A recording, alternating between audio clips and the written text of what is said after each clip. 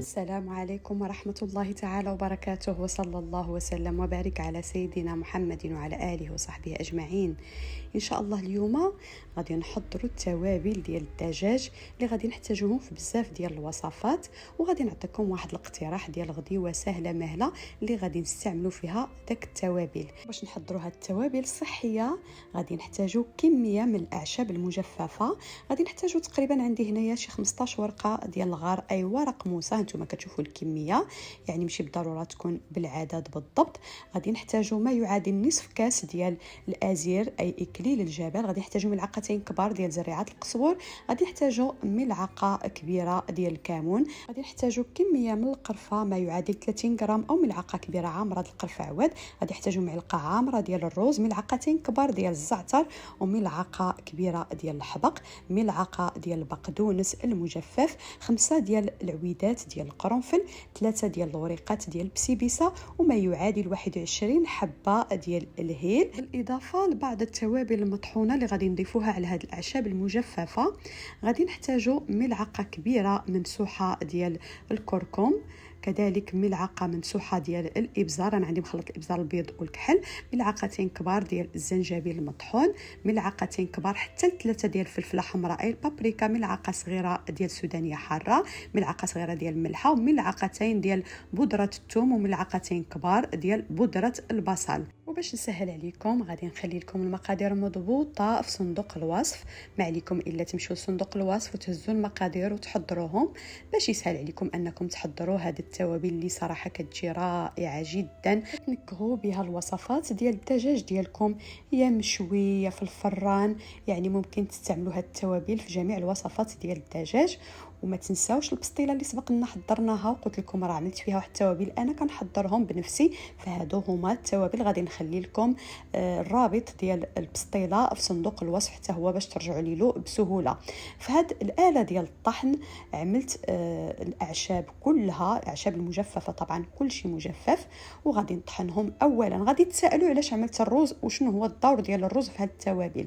الرز هو السر اللي كيخلي داك المرقه اللي كتكون من الدجاج خاتره، وحتى داك التوابل كتلاصق على الدجاج. وغادي نزيدكم سر من اسراري، ولكن من بعد ما نكمل معكم هذا المقطع. هنايا كنضيفوا التوابل المطحونه، داك الكركم والزنجبيل والابزار والفلفله الحمراء والملحه والثومه، هادو غنضيفوهم على داك الاعشاب بعد ما طحناهم مزيان. ودابا غادي نطحنوهم غير شويه، يعني لان التوابل اللي ضفنا كلها مطحونه، ففقط غير غادي نخلطوهم ماشي غادي نطحنوهم، يعني واحد الطحنه خفيفه. وها التوابل ديالنا واجدين. شوفوا اللون اللي عطاكم، الا بغيتوهم يجوكم لون احمر اكثر من هيدا غادي تكثروا من الفلفله الحمراء اي البابريكا. انا كيعجبني هذا اللون هذا كنفضلو، لكن نتوما لكم الاختيار. ونرجعوا للسر باش ما نسيكمش فيه. ملي تبغوا تحضروا الرفيسه باش تجيكم المريقه خاتره وتسقيو بها المسمن ديالكم، وكتبقى خاتره فوق داك المسمن، ما كتجيش داك المرقه خفيفه غير كتسقيو بها المسمن كتهبط لتحت وداك المسمن كيبقى تقريبا ما فيه والو. السر هو انكم ضيفوا ملعقه كبيره ديال الرز مطحون او لا ديال البصاره ديال الفول مع المرقه ديالكم. يعني في الاول ملي تعملوا الماء على البصله والتوابل ضيفوا ملعقه يا الرز يا البصاره، وغادي تحصلوا على واحد النتيجه اللي رائعه وغادي تعتمدوها في الرفيسه ديالكم. وبالنسبه للوصفه اللي غادي نقترح عليكم او الغديوه اللي غادي نقترح عليكم باش غادي نستعملوا التوابل اللي حضرناهم مع بعض، غادي نحتاجوا واحد الدجاجه كبيره او قطع ديال الدجاج اللي كان عندكم. المهم انا هنايا كانت عندي دجاجه كبيره اللي مرت من جميع مراحل التنظيف، عصرت عليها الحامض مزيان، تقريبا كانت عندي نص حامضه، وكذلك ملحتها شويه. ما تنساوش ان التوابل فيهم شويه ديال الملحه. ها هما التوابل ديالي، يعني كنعملهم في المجمد باش ما كيخسروش وكيبقاو مده طويله. من بعد ما عملت الحامض والملحه كنضيف التوابل وكندخلهم مزيان في داك الشقوق ديال الدجاج، لانني حاولت انني نجرح داك الدجاج باش كتدخل العطريه والملحه وحتى الصدر انا فلحته من الداخل. ممكن انكم تعملوا قطع ديال الدجاج صغار، ممكن تعملوا الدجاجه مقسومه على جوج او دجاجه مكموله، يعني نتوما لكم الاختيار. ان شاء الله فيديوهات قادمه الى سهل سيدي ربي غادي نقترح عليكم اقتراحات كيفاش تستعملوا هاد العطريه او الوصفات اللي ممكن تستعملوا فيها هاد التوابل الصحيه واللذيذه جدا. هانتوما بحال اللي كتشوفوا دخلت داك التوابل مزيان في داك الجروح اللي في الدجاج.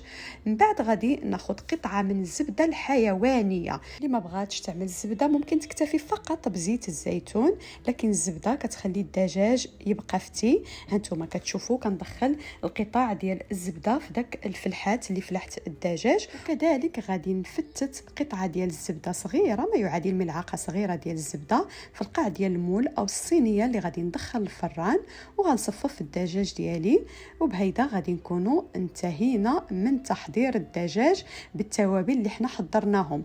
وكخطوه اخيره غادي نضيفوا خويط ديال زيت الزيتون، ومن بعد غادي نغطيو الصينيه ديالنا او المول بالورق ديال الفران، وكذلك نزيدو نزمتوهم بالورق ديال الالومنيوم وندخلوهم للفران في حراره متوسطه، يبقاو من ساعه وربع حتى لساعه ونص. يعني ملي دوز ساعه وربع فتحوا على المول ديالكم، حيدوا له الورق وخليو داك الدجاج يتحمر من الفوق.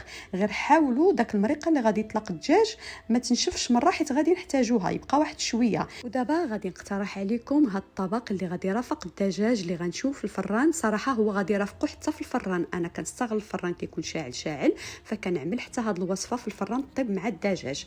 فغادي نحتاجوا واحد القرعه كبيره اللي مقشره، وواحد الباذنجانه حتى هي مقشره، ونص فلفله حمراء، نص فلفله خضراء، وجوج ديال الطماطم. كل شيء هاد الخضر غادي نقطعوهم مكعبات صغار. وغادي نحتاجوا 5 ديال الفصوص ديال الثوم، او ممكن تعملوا حتى كتر.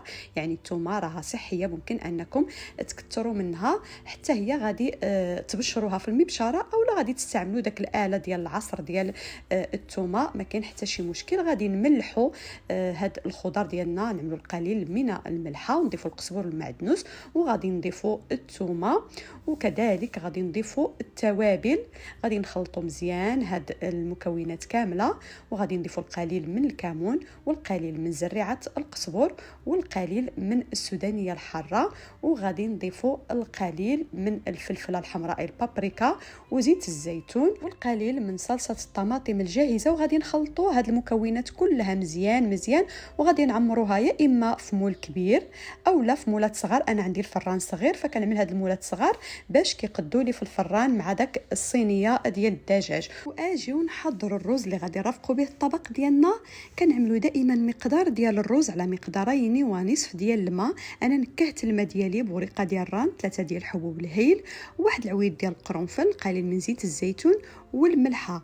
خليت الماء حتى غلى شويه مع داك المنكهات. عاد ضفت الرز اللي كيكون عندي مغسول مزيان مره وجوج وثلاثه باش ما كيبقاش فيه داك النشا وما كيجيناش داك الرز معلك. فملي كنضيفوا الرز على الماء من بعد ما غلى شويه مع داك المنكهات، غير كطلع فيه الغليه داك الرز كنقصوا النار مزيان وكنغطيوه وكنخليوه كيطيب الى حتى كينشف داك الماء وكيكون على هذا الشكل هذا. وهذا الدجاج ديالنا واجد، جبدناه من الفران. شوفوا كيفاش جا محمر كيشهي وكيطلق داك المريقه اللي كتجي خاتره ومعسله، هي اللي غادي نضيفوا عليها الرز. وبحال اللي كتشوفوا كنضيف داك الرز على المرق اللي خاتر ومعسل، وكنخلط مزيان مزيان باش داك الرز كيتشرب لي داك المرق. ومن بعد غادي نضيف القطع ديال الدجاج ديالي من الفوق. ممكن انكم تعملوه في طبق تقديم اخر، لكن الا كنتوا غير بوحدكم في الدار يعني غير عائلتكم، ممكن تقدموه في نفس الصينيه اللي عملتوها في الفران. وهاد الطويجنات ديالنا وجدوا قد مع الدجاج، يعني كياخذوا نفس الوقت، كيجيو معسلين ومعلكين ولذاذ بزاف. ممكن ترافقوا بهم اي مشويات. دائما دخلوا الخضار في النظام الغذائي ديالكم لانها صحيه جدا والجسم ديالنا كيحتاجها. وها الاقتراح كتقديم نهائي ديال الغديوه ديالي، يعني قدموه بهذه الطريقه لوليداتكم كيعجبهم الحال. وهنايا غادي نكون وصلت نهايه الفيديو. الى فيديو اخر، استودعكم الله والسلام عليكم ورحمه الله تعالى وبركاته.